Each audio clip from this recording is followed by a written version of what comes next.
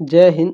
आज के इस क्लास में हम लोग कवर करने वाले हैं होम साइंस। ठीक है, आपका जो एग्ज़ाम हुआ था होम साइंस का दो पेपर हुआ था, 301 होम साइंस और 302। ठीक है, दो पेपर हुआ था होम साइंस का यानी गृह विज्ञान का। ठीक है, तो आज के इस क्लास में हम लोग पेपर एनालिसिस करेंगे होम साइंस का फर्स्ट पेपर। ठीक है, जिसका पेपर कोड है HSC। ठीक है, HSC 301। ठीक है, ये फर्स्ट पेपर है और पेपर कोड है HSC 301 दीनदयाल उपाध्याय गोरखपुर विश्वविद्यालय का। ठीक है, आप लोग बताइएगा कमेंट करके आपके कितने प्रश्न सही हुए हैं। ठीक है, चलिए देखते हैं इसमें पहला प्रश्न आपका क्या पूछा था। पहला प्रश्न इसमें आपका पूछा था बुनाई के प्रकार हैं। तो बुनाई के कितने प्रकार हैं, तो सादी बुनाई, रिब बुनाई और ट्विल बुनाई, ये सभी। ठीक है, पहले का ऑप्शन नंबर डी आपका करेक्ट था। अगला प्रश्न आपका देखेंगे, दूसरा नंबर प्रश्न क्या पूछा था इसमें, करघे से उतारे वस्त्र कहलाते हैं। तो करघे से उतारे वस्त्र ग्रे गुड्स कहलाते हैं। ऑप्शन नंबर बी करेक्ट है आपका दूसरे का। ठीक है, चलिए तीसरा प्रश्न आपका क्या पूछा था इसमें, शटल पर क्या करते हैं भैया। तो शटल पर ताने का धागा लपेटा जाता है। ठीक है, काफ़ी अच्छी तरीके से कई प्रश्नों को मैंने समझाया था। ठीक है, जो लोग क्लास किए होंगे काफ़ी प्रश्न आए थे। ठीक है, क्लास से। चौथा प्रश्न आपका क्या है इसमें, सतही दोष छिपाने के लिए क्या करते हैं बताइए। सतही दोष छिपाने के लिए नैपिंग परिसज्जा की जाती है। ठीक है, चौथे का ऑप्शन नंबर बी आपका करेक्ट है। प्रश्न नंबर 5 क्या पूछा था आपका, मर्सराइज्ड परिसज्जा की जाती है। तो मर्सराइज्ड परिसज्जा भैया आपका सूती वस्त्रों पर की जाती है। ठीक है, पांचवें का ऑप्शन नंबर ए करेक्ट हो जाएगा आपका। अगला प्रश्न देखेंगे, छठवां नंबर प्रश्न क्या पूछा था। प्रश्न नंबर 6 आपका इसमें पूछा है विरंजक परिसज्जा द्वारा क्या होता है भैया। विरंजक परिसज्जा द्वारा क्या होता है, तो वस्त्र पर सफ़ेदी लाई जाती है। क्या की जाती है, विरंजन परिसज्जा द्वारा तो वस्त्र पर सफ़ेदी लाई जाती है। ठीक है, ऑप्शन नंबर डी करेक्ट है आपका छठवें का। प्रश्न नंबर 7 पूछा था सामान्य परिसज्जाएं करने हेतु आवश्यक है। तो सामान्य परिसज्जाएं करने हेतु क्या आवश्यक है, तो दबाव, ठीक है, आर्द्रता और ऊष्मा। तो ऑप्शन नंबर डी आपका करेक्ट है सातवें का। प्रश्न नंबर 8 क्या है, शुष्क परिसज्जा है टेंटरिंग, ब्रूस करना, रोए काटना। ठीक है, ऑप्शन नंबर डी आपका करेक्ट हो जाएगा आठवें का। अगला प्रश्न क्या पूछा था, 9वां नंबर प्रश्न आपका पूछा है इसमें। प्रश्न नंबर 9 पूछा है बांधकर वस्त्र को रंगने की कला को कहते हैं।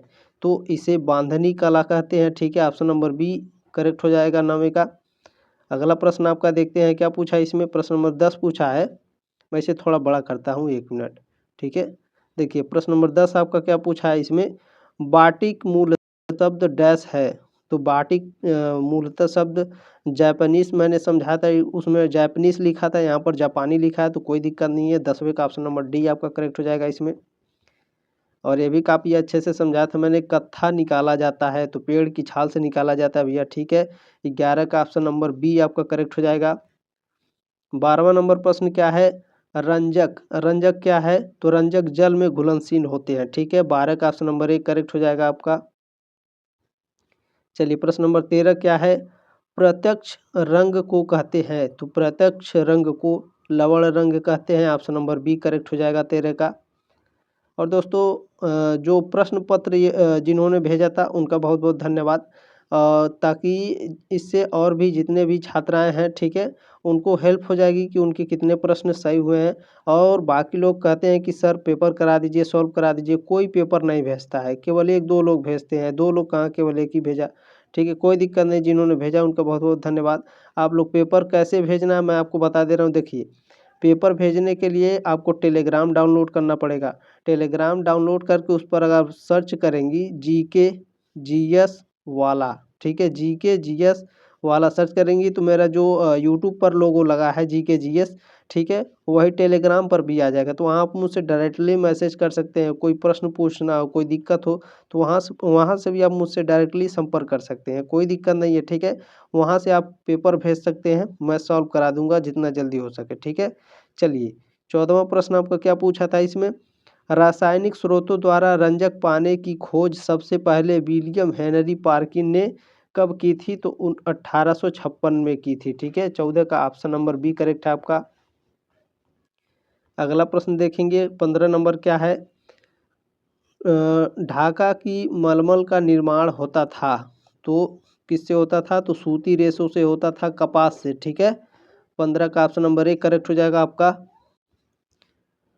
प्रश्न नंबर 16 देखेंगे आपका क्या पूछा है। ब्रोकेड वस्त्र प्रसिद्ध हैं। ब्रोकेड वस्त्र कहाँ के प्रसिद्ध हैं, तो बनारस के। ठीक है, ऑप्शन नंबर सी करेक्ट हो जाएगा आपका 16वें का। 17वां नंबर प्रश्न क्या है। संदालिन वस्त्र प्रसिद्ध हैं, तो संदालिन वस्त्र सिंध के प्रसिद्ध हैं।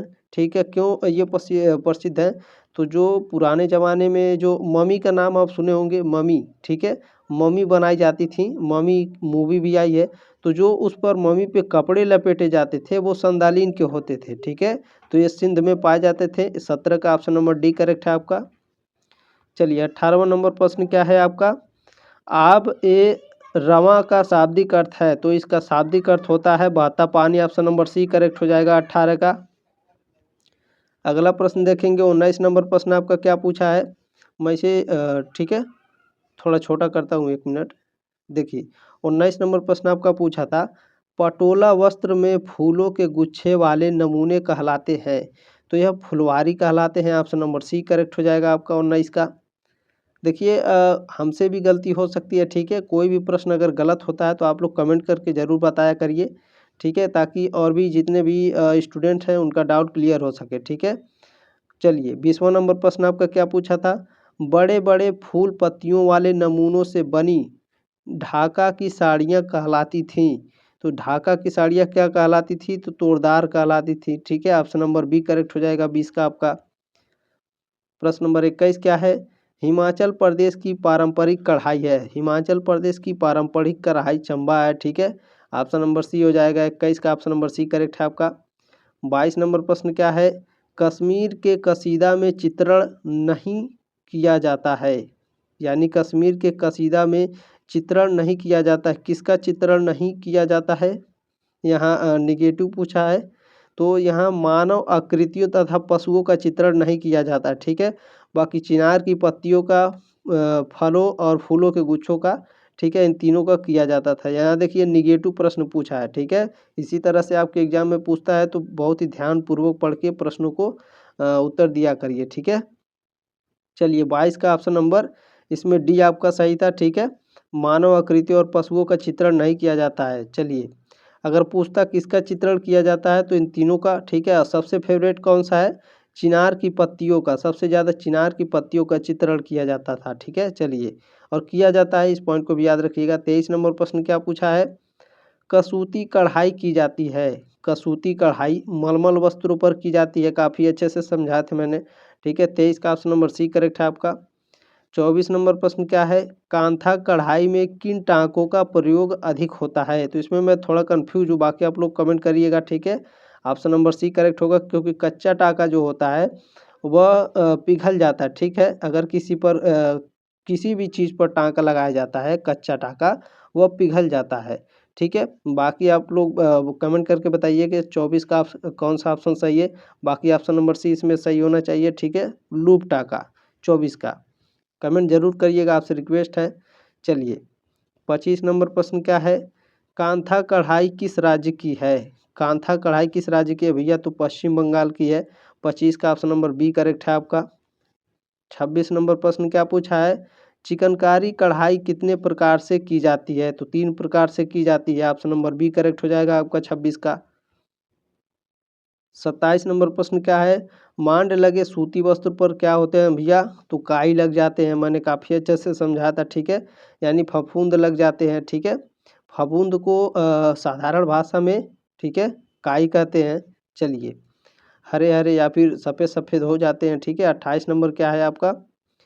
महंगे एवं बहुमूल्य वस्त्रों की धुलाई के लिए उत्तम है, तो शुष्क विधि है। ठीक है, ऑप्शन नंबर बी करेक्ट है आपका 28 का।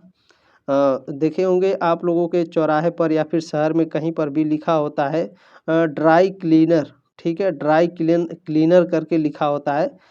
जहाँ दुकान होती है उसी को शुष्क धुलाई बोलते हैं। वहाँ देखिएगा महंगे महंगे सूट वगैरह टांगे रहते हैं सब, तो उसी से आप रिलेट करके इस प्रश्न को समझ लीजिएगा। ठीक है, शुष्क विधि में, ठीक है, महंगे बहुमूल्य वस्त्रों की धुलाई की जाती है। प्रश्न नंबर 29 देखेंगे आपका क्या पूछा है। सक्शंस वाशर से धुलाई की जाती है? तो दबाव डालकर की जाती है। ऑप्शन नंबर ए करेक्ट हो जाएगा आपका। अगला प्रश्न देखेंगे 30 नंबर क्या है? नम करना आवश्यक होता है, तो सूती एवं लिनन वस्त्र को क्या करते हैं भैया? नम करना आवश्यक होता है। ठीक है, चलिए अगला प्रश्न आपका देखते हैं 31 नंबर क्या है? कपड़ों की धुलाई के बाद कौन सी परिचर्या दी जाती है? तो इनमें से सभी दी जाती है। ठीक है, प्रेस करना, भाप देना, कैलेंडरिंग करना। ठीक है, चलिए ऑप्शन नंबर डी इसमें करेक्ट हो जाएगा आपका। अगला प्रश्न देखेंगे आपका क्या पूछा है 32 नंबर। जब वॉशिंग मशीन का प्रयोग करते हैं तो क्या करना चाहिए? तो ठीक है, अंकित चिन्ह से अधिक पानी नहीं डालना चाहिए, मशीन को बिना पानी नहीं चलाना चाहिए, रंगीन एवं श्वेत वस्त्रों को अलग अलग रखना चाहिए। ठीक है, ऑप्शन नंबर डी करेक्ट हो जाएगा आपका। अगला प्रश्न देखेंगे आपका क्या हो जाएगा 33 नंबर प्रश्न है आपका। चिकनाई विलायक के प्रकार हैं? तो दोनों प्रकार है, ज्वलनशील और अज्वलनशील। ठीक है, 33 का ऑप्शन नंबर सी करेक्ट है आपका। प्रश्न नंबर 34 क्या पूछा था आपका? शुष्क धुलाई में प्रयुक्त किया जाता है, तो किसका प्रयोग किया जाता है शुष्क धुलाई में बताइए? ऑप्शन नंबर बी करेक्ट है आपका, अम्लीय प्रतिकर्मक का। ठीक है, 34 का ऑप्शन नंबर बी करेक्ट है। अगला प्रश्न देखेंगे 35 नंबर क्या है? वसीय अम्लों के लवण को कहा जाता है? वसीय अम्लों के लवण को क्या कहा जाता है? तो साबुन कहा जाता है। ऑप्शन नंबर डी करेक्ट हो जाएगा आपका 35 का। अगला प्रश्न देखेंगे 36 नंबर प्रश्न क्या पूछा था? उत्तम प्रकार के अपमार्जक हैं? तो ऑप्शन नंबर डी इसमें करेक्ट था। ठीक है, क्षार रहित होते हैं, वसा रहित होते हैं, कठोर जल में क्रियाशील नहीं होते हैं। ठीक है, ऑप्शन नंबर डी करेक्ट है आपका 36 का। चलिए अगला प्रश्न देखेंगे आपका क्या है 37 नंबर। द्रवण साबुन के निर्माण में उपयोग किया जाता है, तो हल्के क्षार एवं ग्रीस के घोल का प्रयोग किया जाता है। ऑप्शन नंबर ए करेक्ट हो जाएगा 37 का। प्रश्न नंबर 38 क्या है? गर्म विधि से तैयार साबुन क्या करते हैं? गर्म विधि से तैयार साबुन क्या होता है भैया? कठोर होता है। ठीक है, ऑप्शन नंबर एक करेक्ट हो जाएगा आपका 38 का। और जिनके पास पेपर नहीं है वो क्या करेंगे? टेलीग्राम ग्रुप का लिंक जरूर ज्वाइन करेंगे। ठीक है, आपको डिस्क्रिप्शन बॉक्स में जाइएगा, वहाँ टेलीग्राम ग्रुप का लिंक मिल जाएगा, ज्वाइन कर लीजिएगा। वहाँ से आपको वीडियो और ये पीडीएफ, ठीक है, पीडीएफ इसका दोनों एक साथ मिल जाएगा। वीडियो के नीचे पीडीएफ पड़ा रहता है, वहाँ से डाउनलोड करके क्लास देख लीजिएगा आपके कितने प्रश्न सही हैं। ठीक है, 38 का ऑप्शन नंबर एक करेक्ट है, गर्म विधि से तैयार साबुन कठोर होता है। 39 नंबर प्रश्न क्या है? अत्यधिक गंदे सफ़ेद वस्त्रों को धोने के लिए प्रयोग किया जाता है, तो ब्लीच का प्रयोग किया जाता है। ऑप्शन नंबर सी करेक्ट है आपका 39 का। प्रश्न नंबर 40 क्या है? अपमार्जक के प्रकार हैं, तो अपमार्जक के प्रकार ऋणायनिक अपमार्जक और धनायनिक अपमार्जक। ठीक है, ये दोनों प्रकार के होते हैं। ऑप्शन नंबर सी आपका करेक्ट था 40 का। अगला प्रश्न देखेंगे प्रश्न नंबर 41 क्या है? प्रिंटिंग यानी छपाई के प्रकार हैं, तो ऑप्शन नंबर डी करेक्ट है। ठीक है, उपरोक्त सभी 41 का ऑप्शन नंबर डी करेक्ट है इसमें। 42 नंबर प्रश्न आपका क्या पूछा था? सर्वाधिक सुरक्षित एवं प्रचलित नील है, तो सबसे महंगा जो है और सबसे प्रचलित जो है अल्ट्रामेरीन है। ठीक है, ऑप्शन नंबर बी करेक्ट हो जाएगा आपका 42 का। अगला प्रश्न देखेंगे 43 नंबर प्रश्न क्या है? लकड़ी के स्क्रीन का प्रयोग किस छपाई में किया जाता है? तो स्क्रीन की छपाई में किया जाता है। ठीक है, 43 का ऑप्शन नंबर बी करेक्ट हो जाएगा आपका। बाटिक की छपाई मोम के द्वारा की जाती है। ठीक है, चलिए 44 नंबर प्रश्न क्या है? ऑक्सीकारक प्रतिकर्मक है, तो इसमें सभी थे। ठीक है, सोडियम हाइपोक्लोराइड, पोटेशियम परमैंगनेट और हाइड्रोजन पर ऑक्साइड। हाइड्रोजन परऑक्साइड लिखना चाहिए, लेकिन लिखा नहीं है सही से, कोई दिक्कत नहीं है। ठीक है, 44 का ऑप्शन नंबर डी करेक्ट है आपका। प्रश्न नंबर 45 इसमें क्या पूछा था आपका, देखेंगे ध्यान से। जल की अस्थायी कठोरता होती है, तो जल की अस्थायी कठोरता जल में जल में कैल्शियम तथा मैग्नीशियम के बाइकार्बोनेट के कारण होती है। ठीक है, काफ़ी अच्छे से समझाया था मैंने। 44 का ऑप्शन नंबर क्या सही हो जाएगा? ठीक है, सी वाला सही हो जाएगा आपका। 45 का ऑप्शन नंबर सी सही हो जाएगा। ठीक है, चलिए आगे बढ़ते हैं। आपका 46 नंबर प्रश्न क्या है? मोम का प्रयोग किस छपाई में किया जाता है? तो बाटिक छपाई में किया जाता है। ठीक है, 46 का ऑप्शन नंबर सी करेक्ट हो जाएगा आपका। प्रश्न नंबर 47 आपका पूछा है, घरेलू स्तर पर जल को मृदु बनाने के लिए उपयोग करना चाहिए। तो सोडा एस विधि का, अमोनिया घोल का और कास्टिक सोडा का, इन तीनों का उपयोग कर सकते हैं हम। ठीक है, ऑप्शन नंबर डी करेक्ट हो जाएगा आपका 47 का। अगला प्रश्न देखेंगे आपका क्या दिया है 48 नंबर, सबसे अधिक शुद्ध जल होता है। तो वर्षा का जल सबसे अधिक शुद्ध होता है। 48 का ऑप्शन नंबर बी करेक्ट हो जाएगा आपका। प्रश्न नंबर 49 क्या पूछा है, जल किसके मिश्रण से बनता है। तो काफ़ी अच्छे से समझाया था मैंने। ठीक है, हाइड्रोजन और ऑक्सीजन मिला के क्या बनता है, जल बनता है। ठीक है, 49 का ऑप्शन नंबर सी आपका करेक्ट हो जाएगा।